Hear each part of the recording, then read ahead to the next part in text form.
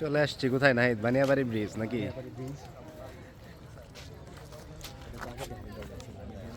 এই যে ব্রিজ।